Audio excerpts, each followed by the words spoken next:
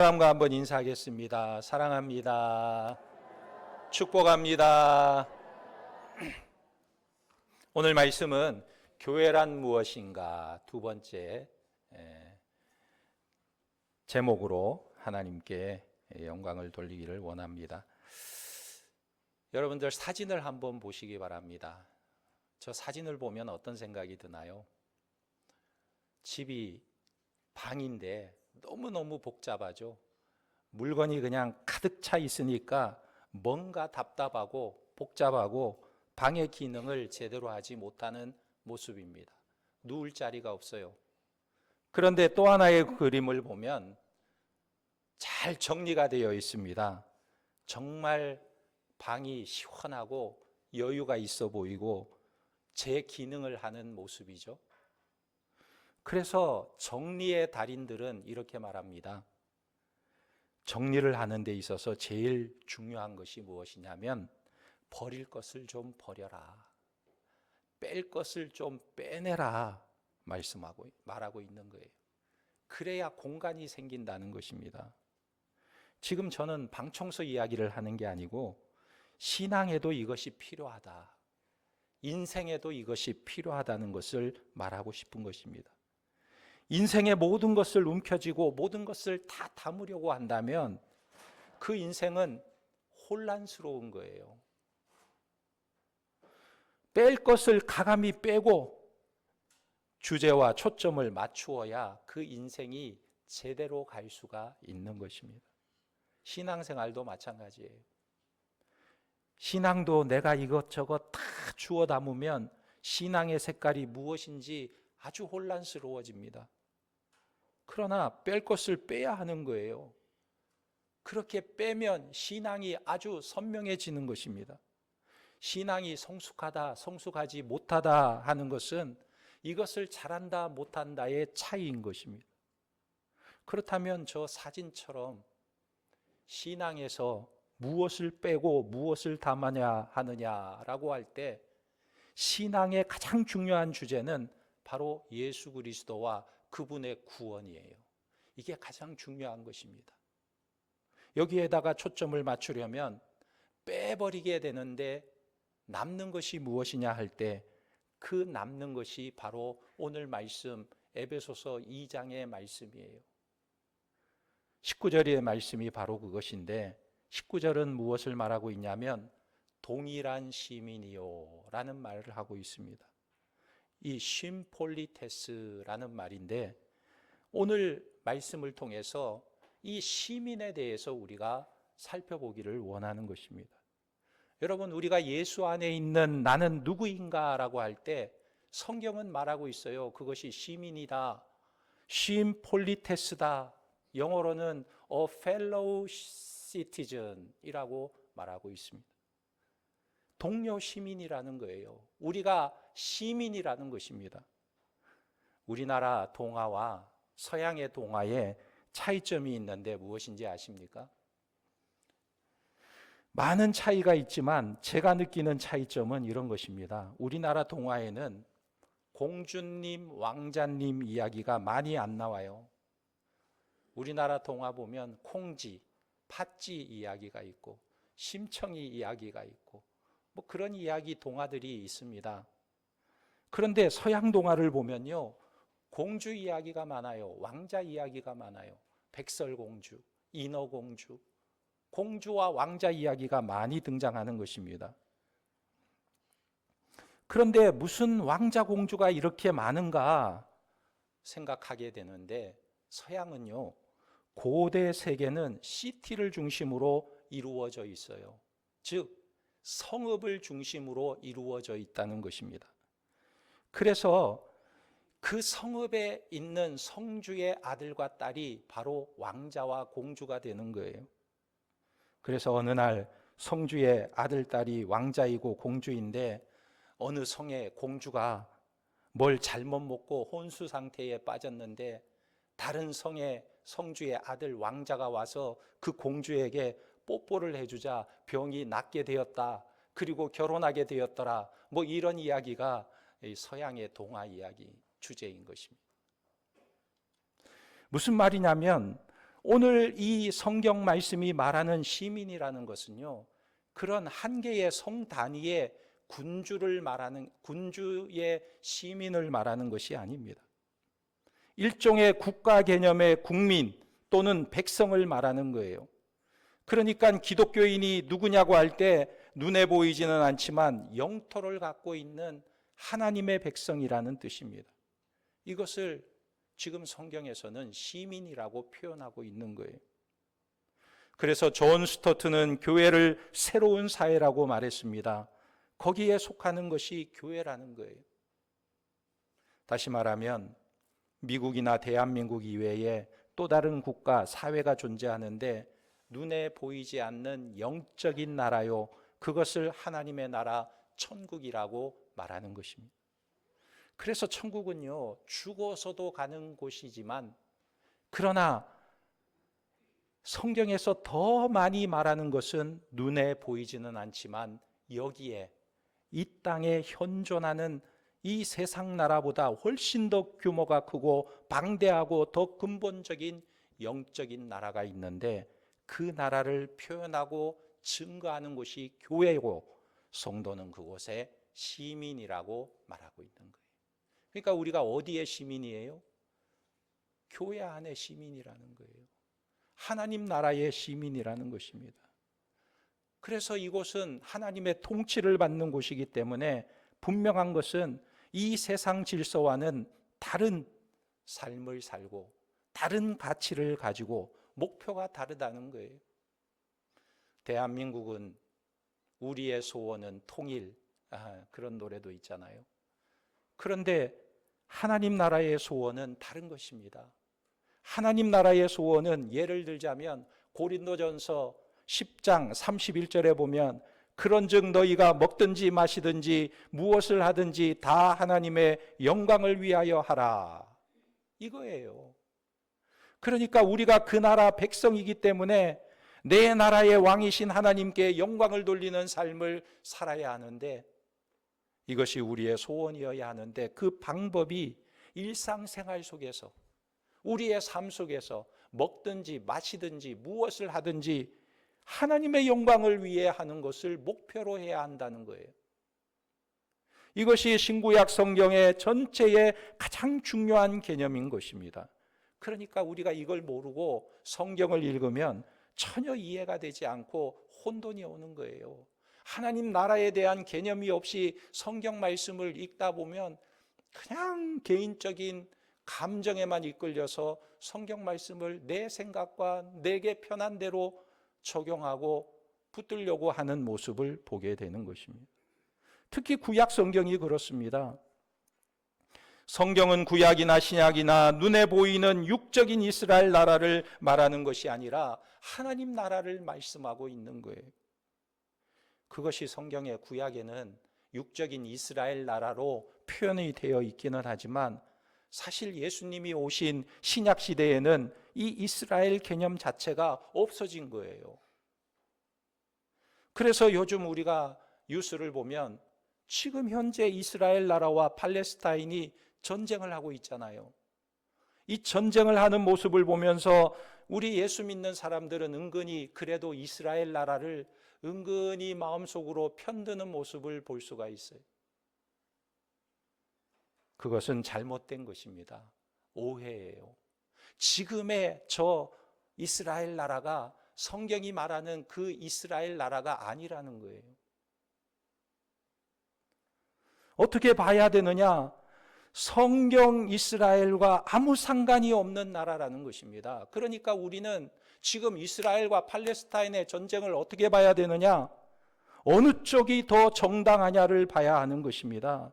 인권 문제를 봐야 하고 생명의 문제를 봐야 하는 것입니다.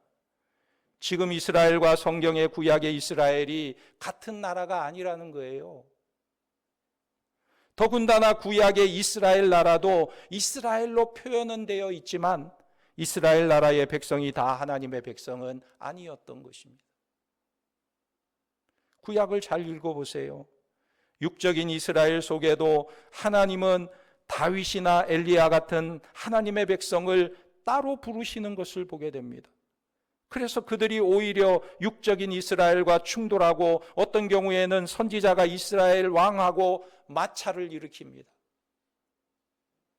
다르다는 이야기죠. 인간이 타락한 후에 하나님께서는 이 보이는 세상과는 전혀 다른 영적인 질서로서 눈에 보이지 않는 하나님 나라를 세우셨는데 계속해서 그 나라의 백성들을 불러내고 있다는 거예요. 너희가 나와라. 세상 나라 속에서 나와라. 세상의 흑암과 어둠 속에서 나와서 사랑의 아들의 나라로 들어오라고 초청하고 있는 것입니다. 이것이 바로 구원이에요. 그런 관점에서 성경을 우리는 다시 보아야 하는 것입니다. 그러므로 우리가 지금 교회에 나온다는 것, 교회에 왔다는 것은 무엇을 말합니까? 우리가 교회에 온다는 것은 어떤 로타리 클럽이나 라이온스 클럽이나 YWCA 클럽이나 이런 곳에 참여하고자 모인 것이 아니에요. 하나님 나라의 백성으로서 삶의 체계와 목적과 가치가 변화되어 새로운 나라, 새로운 사회에 편입되었다는 것을 말하고 있는 거예요. 삶이 달라졌다는 것을 말하고 있는 것입니다.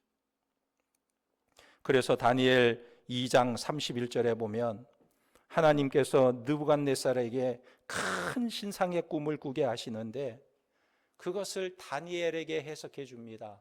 그 내용을 보면 이런 내용이에요. 이 느부갓네살이 꿈을 꾸었는데 큰 사람의 모양을 한 신상이 서 있는데 그 신상의 금머리는 바벨론 나라이고 은 가슴은 페르시아이고 그 다음에는 헬라 나라이고 그 발은 로마 나라인데 그렇게 세상 나라들의 역사가 이어져 가고 있는데 그 다음에 어떤 모습이 나오냐면 사람의 손으로 하지 않은 뜨인 돌 하나가 나타나서는 그 신상의 발인 로마를 쳐서 이 신상이 자치도 나타나지 않게 완전히 부셔버리고 뜨인 돌이 산을 이루게 되었다는 거예요. 태산을 이루게 되었다는 거예요. 그러면 여기서 중요한 것은 이 뜨인 돌이 과연 무엇이냐는 것입니다. 이 뜨인 돌이 무엇이냐가 중요한 것인데 사람의 손으로 하지 않은 이 뜨인 돌은 바로 하나님 나라를 말하고 있는 거예요.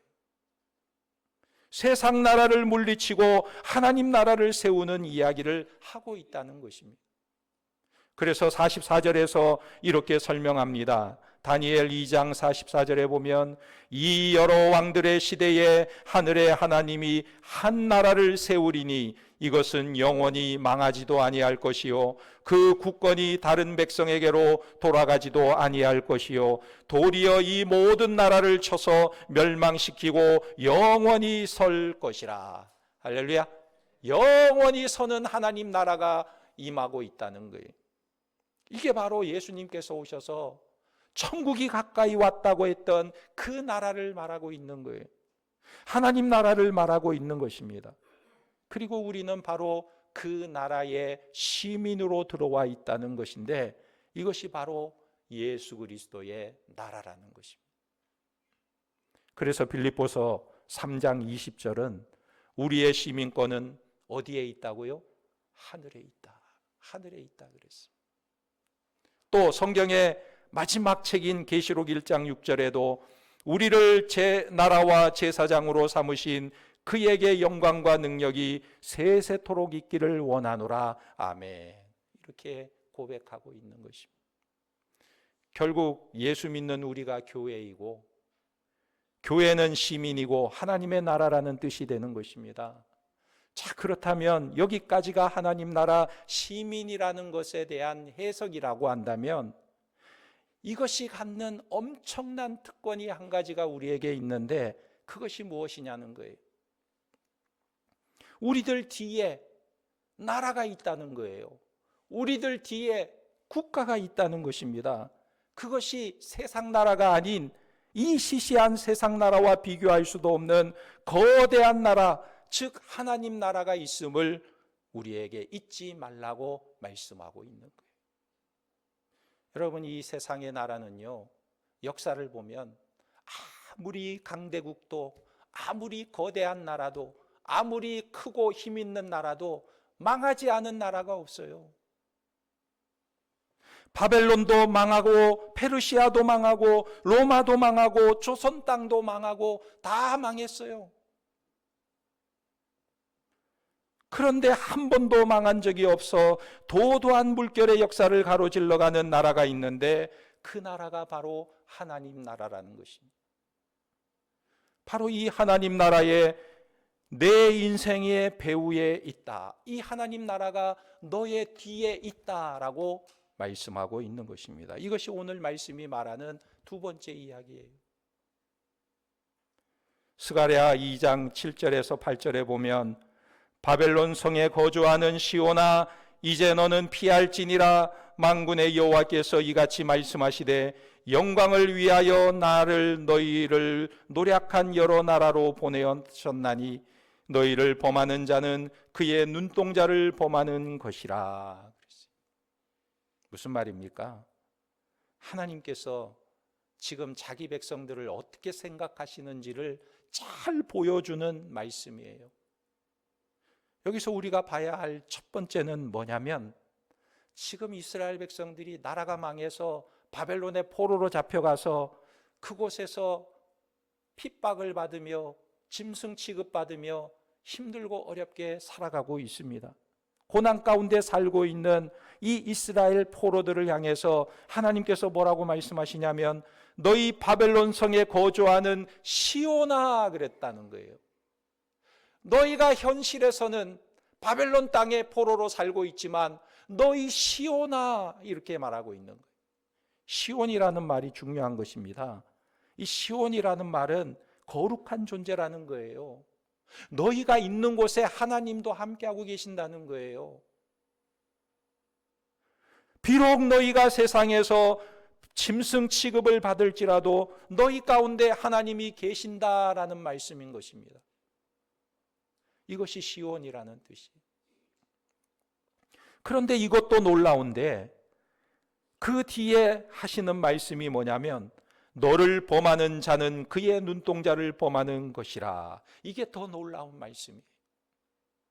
그러니까 하나님 나라의 시민, 하나님 나라의 백성이라는 것은 그 나라의 왕이신 하나님이 그 나라와 함께 하고 계신다.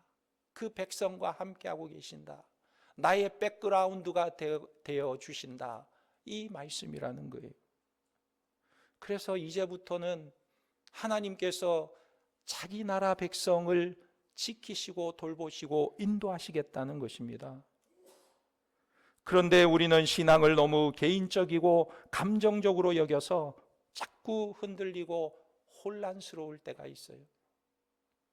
내가 하나님께 뭘 잘못했을 때에는 하나님께서 나를 버리신 것만 같고, 내가 뭘 잘하면 하나님께서 그것 때문에 나에게 잘 되도록 뭔가 보상해 주는 것과 같은, 이리 갔다 저리 갔다 왔다 갔다 하는 신앙의 모습을 보일 때가 있어요.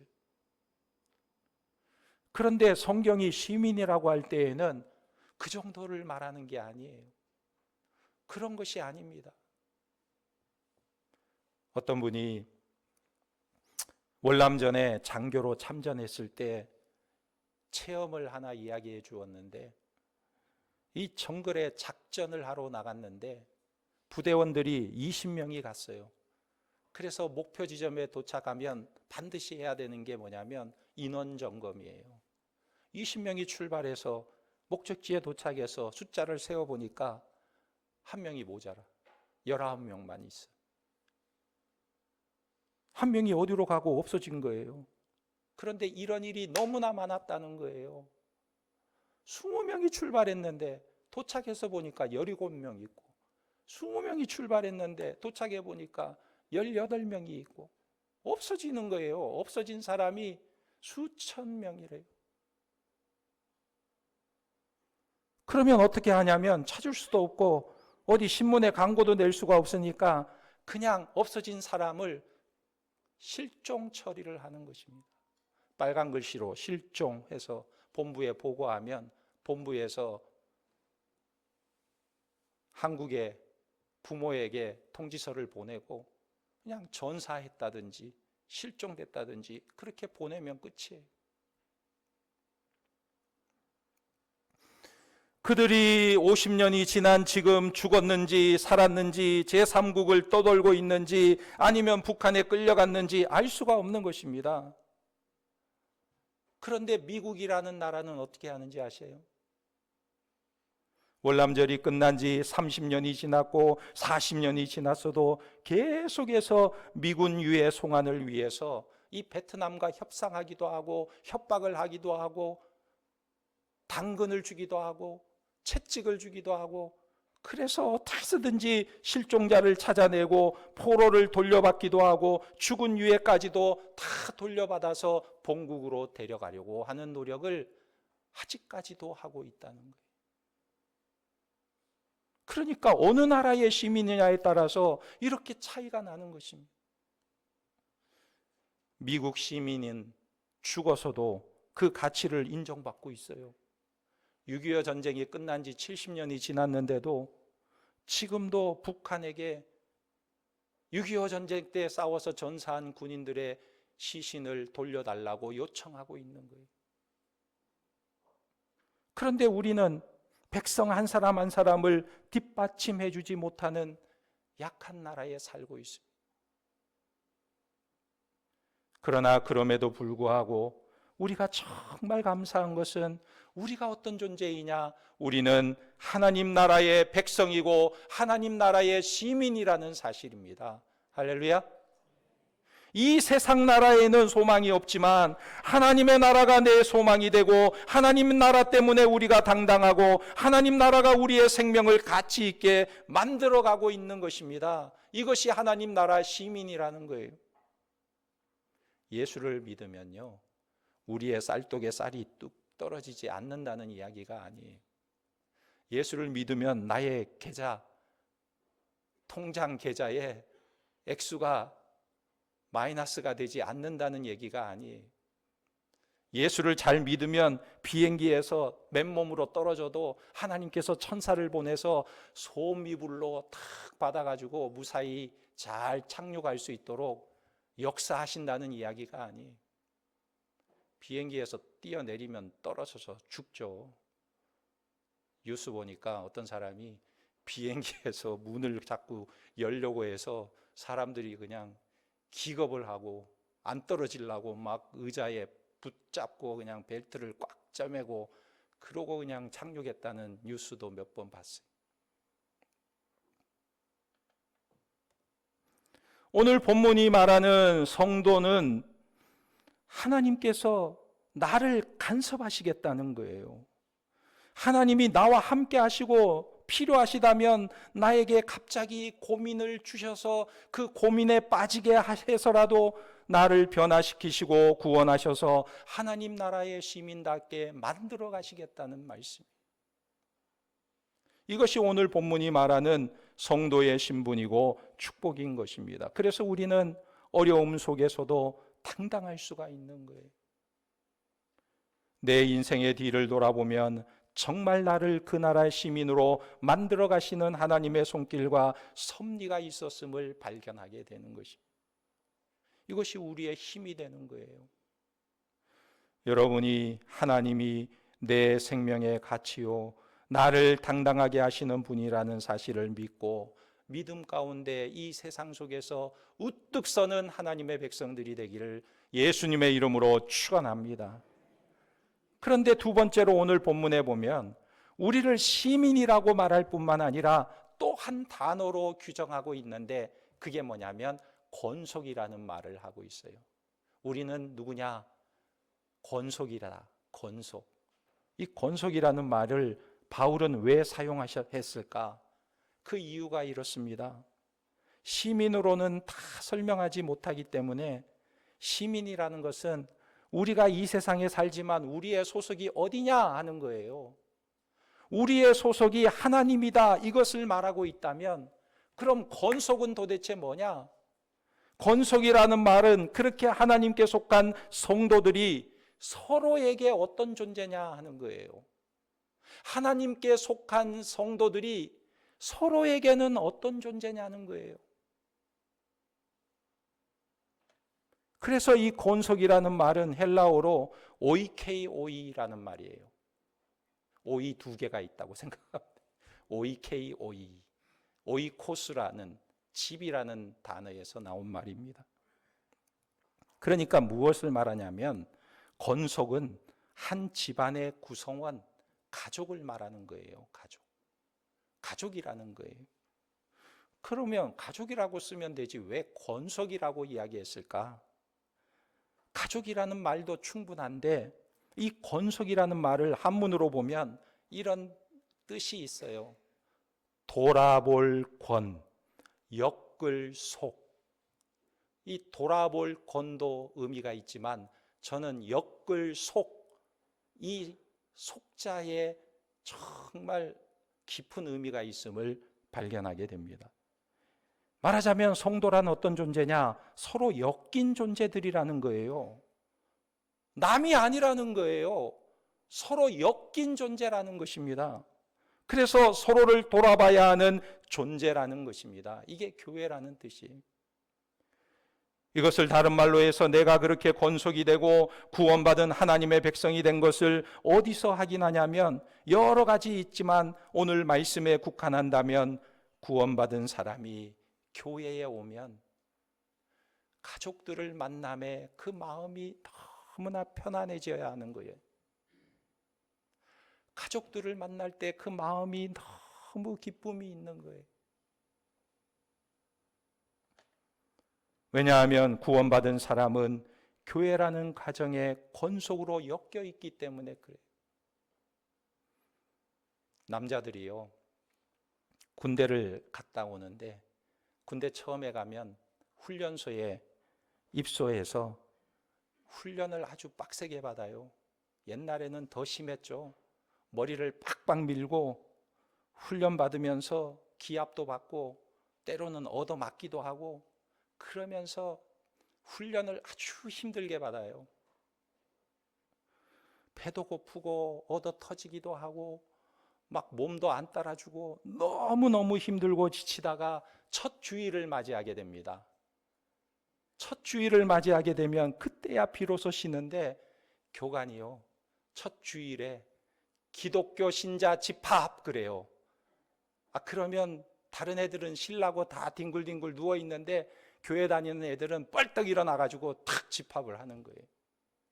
그러면 누워있는 애들이 아이 저것들 그냥 쉬지 뭘 교회 간다고 저러나 하고 빈정대죠. 그래서 교회를 가는데 교회 가는 데까지는 군대예요. 교회 가는 것도 줄 맞춰서 오와 열을 잘 맞춰서 구호도 하고 노래도 부르고 그러면서 가야 되는 거예요. 가다가 줄 잘 못 맞추고 발도 틀리면 가다가 또 기합을 받아요. 쪼그려 앉아 그래가지고 쪼그려서 가게 만들어요.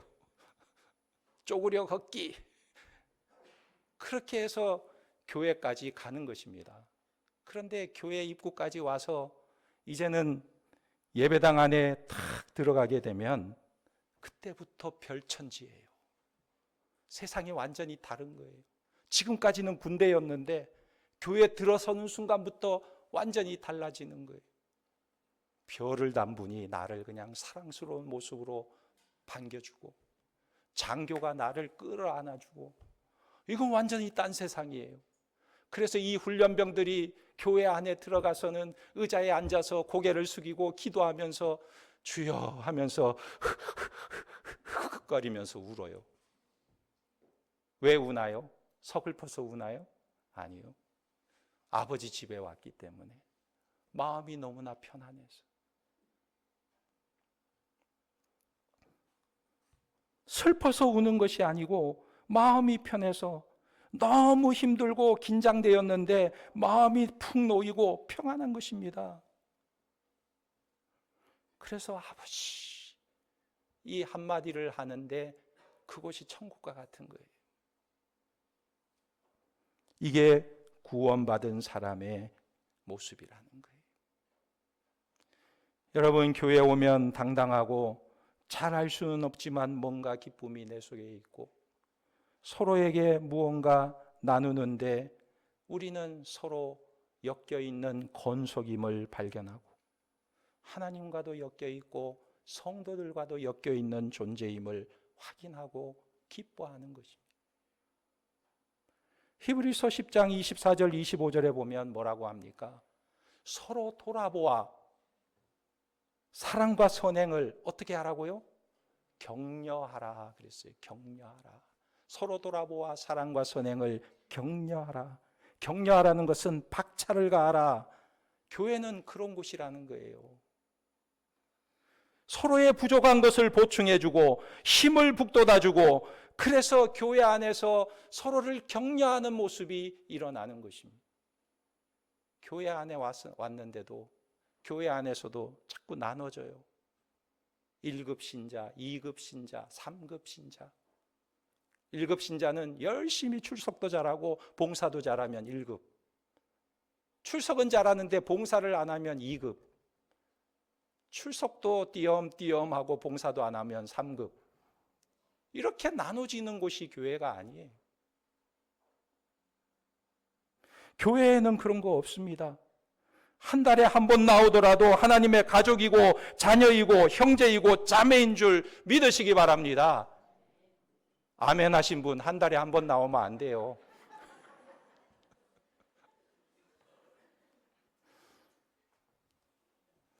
어느 교회 목사님이 11조 안 하면 저주받는다고 설교를 했더니 인터넷에서 난리가 났어요.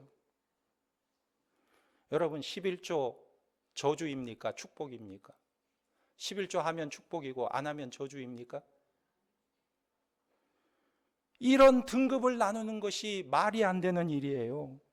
하나님이 내 삶의 주인이시고 하나님이 모든 것을 나에게 공급해 주시는 하나님이시라는 것을 감사해서 믿음으로 고백하고 드리는 것이 11조예요.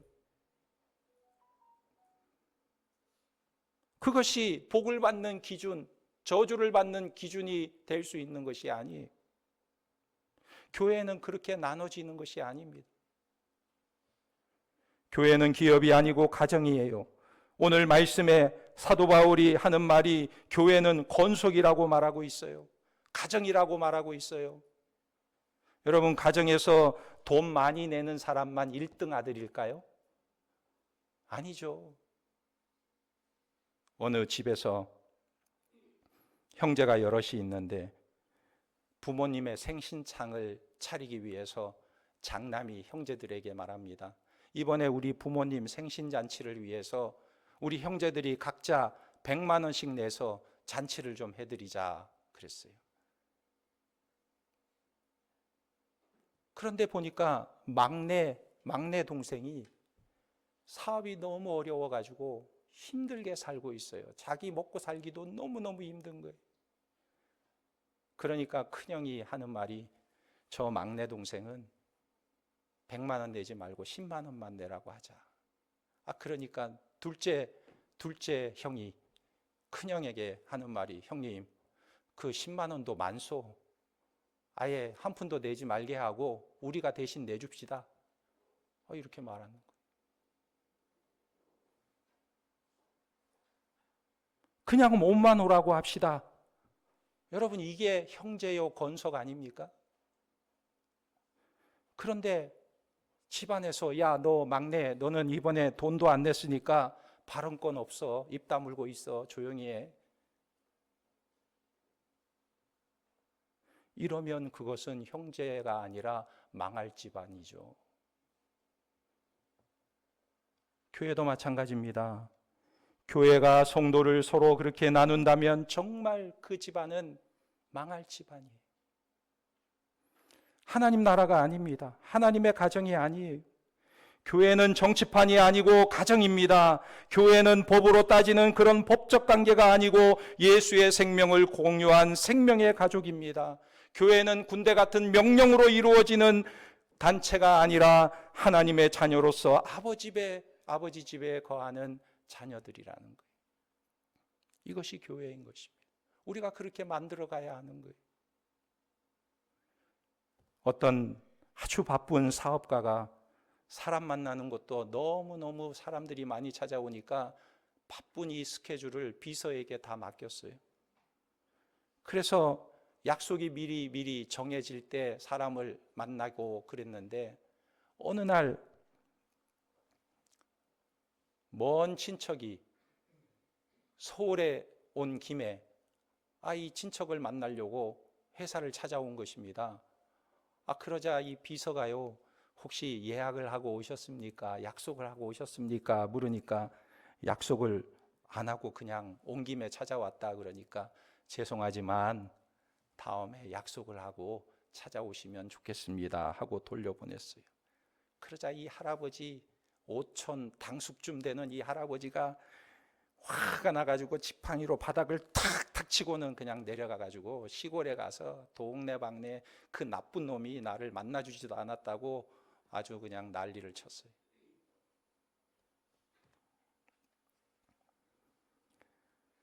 그런데 어느 날 비서가 보니까 한 사람이 찾아왔는데 약속도 없이 찾아온 거예요. 그래서 약속도 없는 어떤 사람이 찾아왔다고 회장에게 말하니까 사무 보던 이 회장이 사무를 딱 중단하고 이 사람을 맞이하고 함께 소파에 앉았습니다. 이 사람이 누굴까요? 바로 유치원 다니는 자기 아들이 찾아온 거예요. 엄마 손을 잡고 찾아온 거예요. 갑자기. 그러자 모든 일을 중지하고 그 아들과 함께 이야기하고 놀아주는 거예요. 이게 바로 자녀이니까 권속이라는 말이에요. 우리가 하나님 앞에 그런 존재라는 것입니다. 이것이 어떻게 증명되냐면 그 아버지의 몸된 교회가 편안하게 느껴지는 것으로 증명되는 거예요. 여기 와 있는데 마음이 너무 불편해. 그러면 아직 그 사람은 권속을 안 만든 거예요. 권속이 없어요. 그러므로 하나님과 관계된 모든 것들은 우리가 사랑방에서 모이든지 찬양대원으로 모이든지 교육부서에서 주일학교 학생으로 모이든지 우리가 어떤 모임이든지 그곳에 하나님, 예수님의 이름이 있다면 그 공동체 안에서 우리의 마음이 편안하고 즐겁고 기쁨이 있어야 한다는 거예요. 왜요? 식구니까. 가끔 교회 안에서 다툴 때도 있습니다. 마음이 상할 때도 있습니다. 왜요? 한 집에서 형제끼리도 다툴 때가 있지요. 그런데 중요한 것은 형이 밉다고 해서 동생이 집을 아예 나가서 생전 안 돌아옵니까? 그렇지는 않죠. 형이 밉다고 해서 가출하지는 않아요. 미워도 싸워도 한 집에서 사는 것입니다. 실망하고 다투고 상처를 받고 아픔이 있어도 그러면서 서로 용서하고 그러면서 서로 한 번 다툼으로 말을 절제하게 되고 내 요구사항을 안 들어줘도 다음을 기대하면서 불만을 절제하고 이러는 것이 가정이 아닙니까? 심지어는 내게 큰 기쁨이 있어도 남의 슬픔 앞에서 절제하게 되고 이런 것이 가족이 아니에요. 그래서 그런 성도들이 여기에 있기에 교회 오면 마음이 편안하고 즐거운 것입니다. 그런 형제, 그런 아버지가 있기에 신앙생활이 기쁨이 되고 힘이 되는 거예요. 오늘 우리 교회는 어떤 조직과 그 수를 강조하는 교회가 아니라 누구도 침범할 수 없는 형제로 충만한 교회가 되기를 예수님의 이름으로 축원합니다. 아멘. 기도하겠습니다. 하나님 아버지, 우리를 동일한 시민이요 또한 권속이라 불러주시니 감사합니다. 이제부터 우리의 배후에 만왕의 왕이신 하나님이 계시고 우리가 예수 안에서 서로 엮이고 섞여서 형제요 가족 공동체임을 깨닫게 하시고 이곳에 하나님의 은혜와 기쁨이 충만하게 하시고 그래서 이 세상에서 살 때 무엇을 하든지 먹든지 마시든지 무엇을 하든지 다 하나님의 영광을 위해 살아가는 은혜를 저희들에게 허락하여 주옵소서. 모든 것 주님께 의지하오며 예수님의 이름으로 기도하옵나이다. 아멘.